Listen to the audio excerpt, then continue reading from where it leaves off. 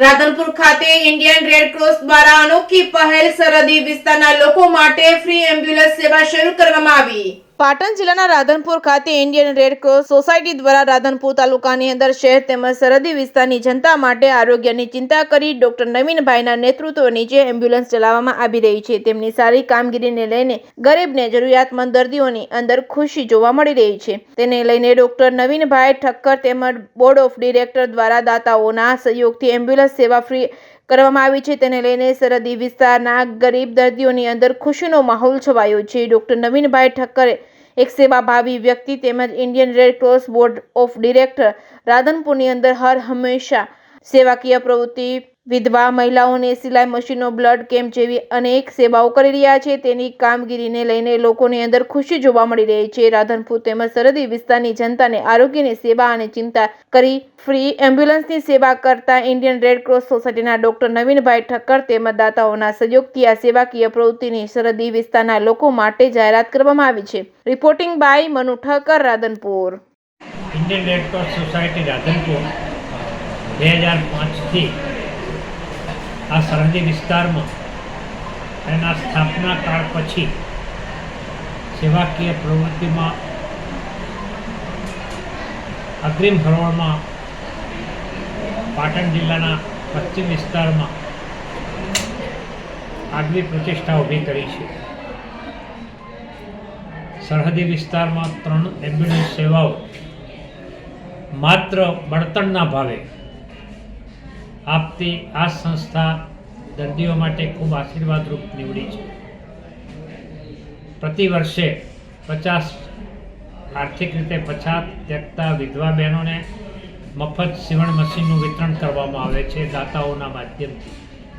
એ પણ આ સંસ્થાની એક આગવી સેવાકીય પ્રવૃત્તિ તરીકે આ વિસ્તારમાં ઓળખ ઊભી થઈ છે। પ્રતિ વર્ષે થેલેસીમિયા કોલેજના વિદ્યાર્થીઓને થેલેસીમિયા કેમ્પનું પરીક્ષણ કરવામાં આવે છે। હિંમત વિદ્યાનગર અમરજ્યોત એજ્યુકેશન ટ્રસ્ટના માધ્યમથી બ્લડ કેમ્પનું પણ આયોજન કરવામાં આવે છે અને 1 જાન્યુઆરીથી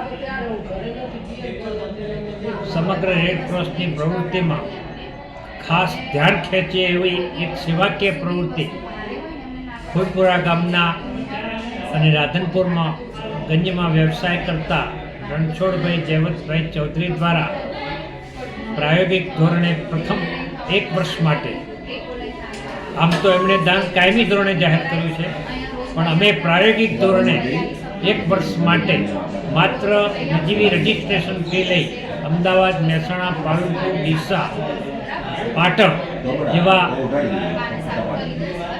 શહેરોની સુપર સ્પેશિયાલિટી હોસ્પિટલોમાં દર્દીને રિફર કરવા માટે તદ્દન નિઃશુલ્ક ભાવે નિઃશુલ્ક રીતે એમ્બ્યુલન્સ સેવા પૂરી પાડવામાં આવનાર છે, જે અમારી રેડ ક્રોસ ટીમને ઉત્સાહી હોદ્દેદારો દિનેશભાઈ ઠક્કર અને મહેશભાઈ રાઠોડ, રઘુરામભાઈ ઠક્કર, કાંતિભાઈ નાઈકના સહકારથી અમારી સેવાકીય પ્રવૃત્તિને વેગ મળ્યો છે। મહેશભાઈ રાઠોડ અને દિનેશભાઈ હર હંમેશ નવા પ્રોજેક્ટો આ વિસ્તારમાં લોકોને લાભદાયી નીવડે, એમના સ્વાસ્થ્યમાં એક ઉપયોગી પુરવાર થાય એવા પ્રોજેક્ટો લાવવામાં મહેશભાઈની આગવી કુનેહને પણ આજે બિરદાવતા હું